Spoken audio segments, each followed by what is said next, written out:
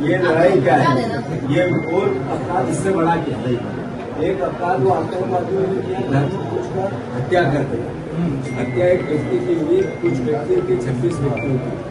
देश का माहौल खराब करने का षड्यंत्र था। धाराएं वो भी लगी हुई के खिलाफ। ये जो भाषा है, ये जो भावना है, ये भी तो अल्टीमेटली आप लोग क्या कर रहे हो भैया? देश का माहौल बिगाड़ना चाहते हो तो इसकी भी धाराएं लगेगी। क्या बात कर रहे हैं आप?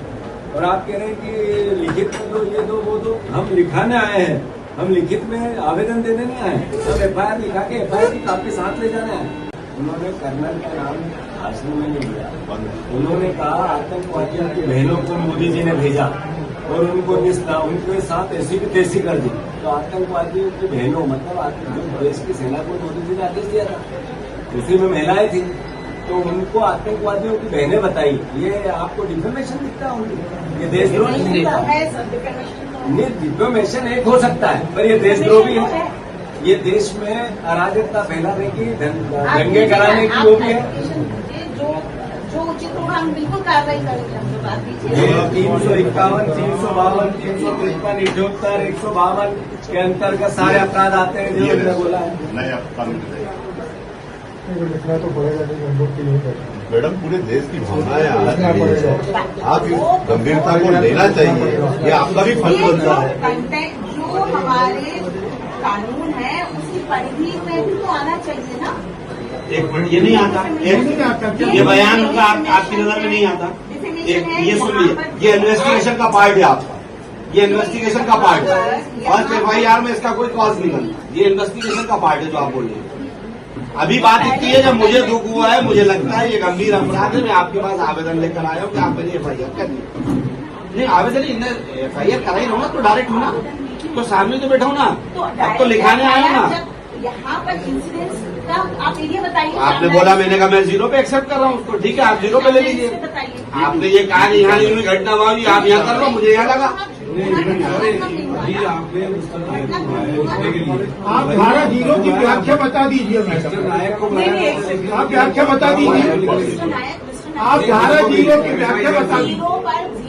आपको तो मालूम है ना, तो आप बताइए ना, वो तो पूछ रहा है। 0 मतलब जहाँ पे क्राइम नहीं हुआ कहीं भी रजिस्टर होगा। तो करता ना, तो करिए ना, आप करिए ना, आप करिए ना, तो आप दीजिए ना कंटेंट्स हमारे। अगर FIR में आएंगे तो हम बोलेंगे जी, यही तो बात आ रही है ना। हम वीडियो पे वो भी दे देंगे, हम लाए हैं आपको, दोनों में कंटेंट बोलेंगे, वो लिखने वाले हमारे कंटेंट्स हमारे इसमें आना चाहिए। कंटेंट्स की तो हमारी जो हमारा सामान देख रहा आपको कब से कब इतनी बड़ी घटना के ऊपर मध्य प्रदेश का ही मामला, इलेक्शन का मामला क्यों नहीं कर रहा है? उसको जस्टिफाई कर रहा है।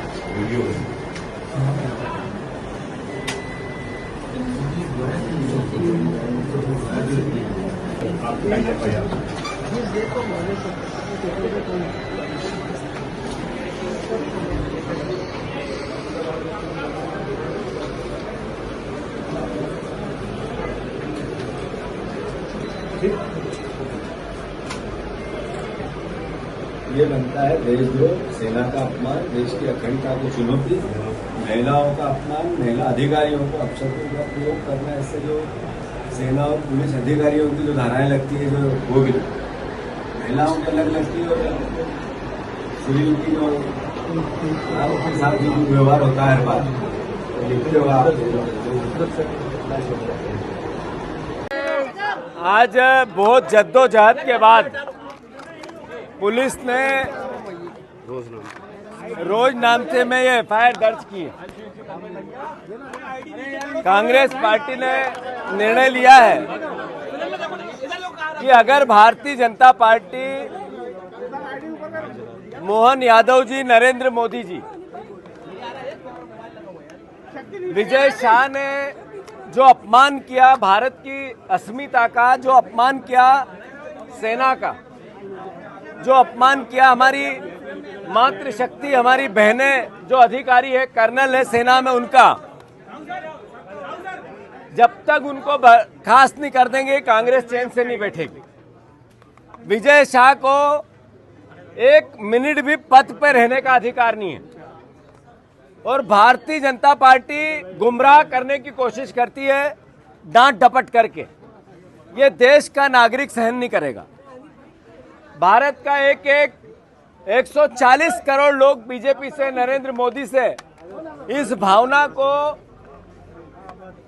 से आहत है कि जो आपके मंत्री ने वक्तव्य दिया। कल हमने आज यहां पर अपनी बात कही, थाने में आवेदन दिया, एफआईआर लिखाई। कल हम पूरे प्रदेश के एक थाने में, एक भी थाना नहीं बचेगा। कांग्रेस पार्टी जब तक विजय शाह जी को बर्खास्त नहीं करेंगे तब तक कांग्रेस पार्टी चैन से नहीं बैठेगी। हम अपना दायित्व निभाएंगे, सेना के अपमान को सहन नहीं करेंगे। सेना के सम्मान के लिए अपने खून का आखिरी कतरा भी बहाना पड़े, कांग्रेस जन बहाएगा।